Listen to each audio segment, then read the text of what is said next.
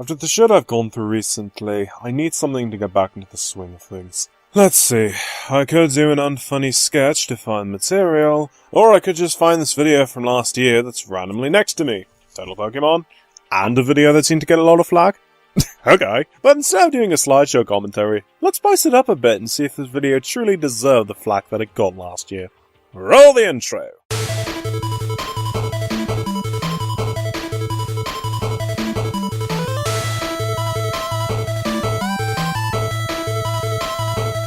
Greetings everyone, I am your host Damon, and today's guest will be Mismagius525's, because numbers are cool I guess. The user mostly known for being one of the first users to create a series that was a knockoff of Total Drama Island, known as Total Pokemon Island back in 2008, which grew into a small genre of videos on YouTube that is still relevant today, comprised of people who want to make a reality show with Pokemon on them. But yeah, Misdreavous lost his account a few years ago due to copyright-related reasons, but made a comeback last year and announced he would make a final season of his Total Pokemon series that he stopped doing after his account was terminated years ago. Or at least, that was the plan, because since that announcement, all he has done is make these weird prologue videos to the season, basically explaining what happened to his characters competing prior to the 5th season. One of which is what I'll be examining today. Episode 3, Part A, which is centered around his Misdreavous character. So why this one and not his others? Simple, because unlike those videos, this was the one that got the most flack based on reception and the comment section. Seriously, look at that ratio. However, unlike past commentaries, I'm going to handle this one differently. Instead of playing the footage unedited and stopping to respond, I'm going to pull what a good chunk of reviewers do when they review episodes of a series and summarize/analyze the video, while also pointing out the issues with it and occasionally use audio for context/jokes to see if this video was worthy of the hate that it got. Holy fuck, this sounds redundant. What? I never said the method was original or anything. Alright, we got that cleared up? Excellent, let's begin. The video starts off with a copyrighted song by Owl City, because I guess this guy thinks he's a shooting star, before cutting to the Misdreavous and a Grumpig in these weird-ass designs. Yeah, for whatever reason, the creator of the series thought it was a great idea to give drastic redesigns to these Pokemon. The Misdreavous, who's now a robot focused around knowledge and crap, has a tablet glued to his face so that I guess he can look at his Twitter all day, and has a giant cannon on his back, which makes perfect sense for a robot focused on knowledge, science, and higher brain functions to have, while the Grumpig has these enormous baggy pants that look like they will fall off any second, and an afro that doesn't even look like it's properly attached to the pig. Seriously, it's about as authentic as the tail on a Pin the Tail on the Donkey game. Oh, and speaking of robots, the creator couldn't even bother to add an effect to the robot to make it sound authentic. Metal robot of mathematics and science and brain functions. It's about as legit as a guy in a robot costume sounding like a robot, or to use a YouTuber as an example, it's like listening to just a robot's voice without the robotic filter on it. It may sound like I'm nitpicking, and I probably am,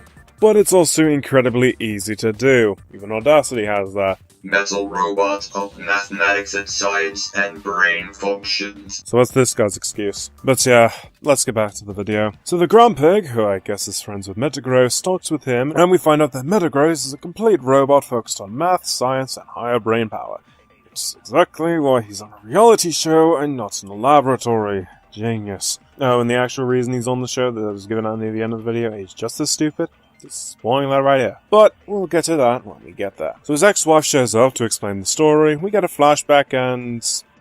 well, I didn't need to eat the rest of my sandwich today. I mean, what the hell even is that? A mix of ferret and Misdreavous? First off, how? Second off, that ferret should be dead trying to give birth to a creature like that, especially if it had the bells and parts, aka the metal or sharp edges, attached to the central parts during the birthing process. And third of all, and this is mainly to the creator, why? This is also a recurring trend in these videos that I've noticed. The creator, I guess, shipped these characters together in the previous seasons that, may I remind you, are no longer available for people to see. And when these characters had kids, he decided to make the kid a fusion of the parents, instead of doing what the games did and had the kid be the first stage of one of the parents' species. And this is the end result. And it looks fucking hideous. The parts are just randomly attached with barely any attempt to make the blend of fur and Misdreavous look more natural. The eyes and anatomy of the legs look really weird, and did that thing have its ears chopped off during the evolution or something? Or was that weird dome thing supposed to be its method of hearing? Christ, I'm dedicating a paragraph to everything wrong with this fucking mixed breed design. That's how bad it is. So Misdreavous explains to his family that he got in contact with his real parents, who abandoned him for years, and that they want to meet him after he's been on reality television. Yeah, that doesn't sound obviously suspicious.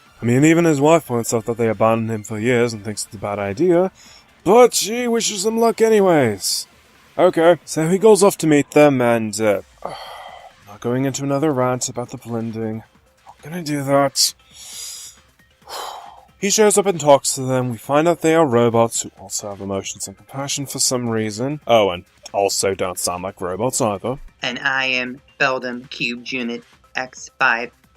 They're excited to see him after he was on reality television, and he explains that he doesn't understand how he lost an intelligence challenge to a Blossom in the previous season, which, yeah, I agree, that is pretty bullshit. Especially given how Blossom isn't exactly sane from my recollection of the previous seasons, and sure enough, the Wiki also agrees with me on this, even giving him the title of Psycho, and if the Pokédex entries are to be believed, Metagross is supposed to be smarter than a supercomputer. Gee, it's almost like the scene with that challenge was poorly written or something.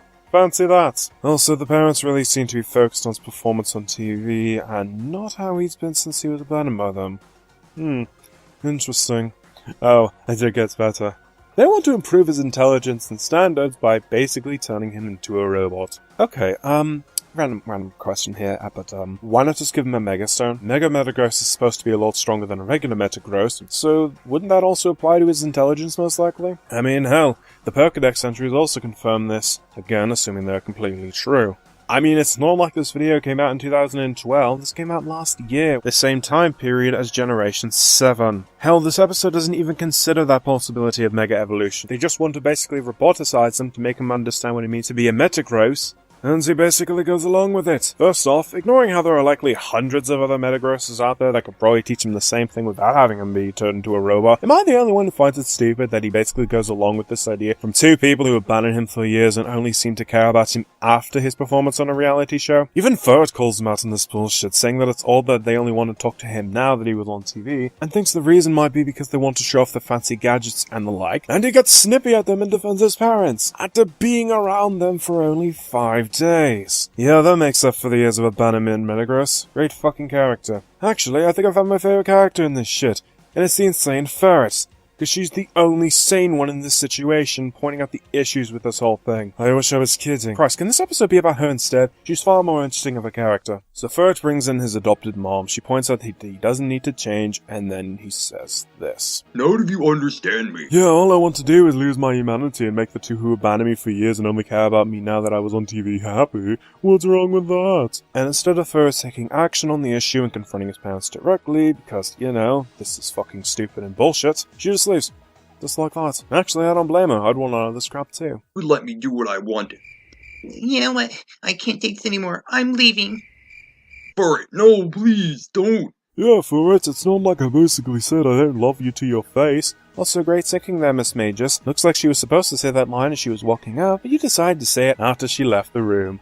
Great job. So his adopted mother calls him out on this shit as well, and he asks her what he should do, and she tells him to follow his heart and hopes he makes the right decision. So he tells the two Metagross that are obviously taking advantage of him to fuck off, right? Nope.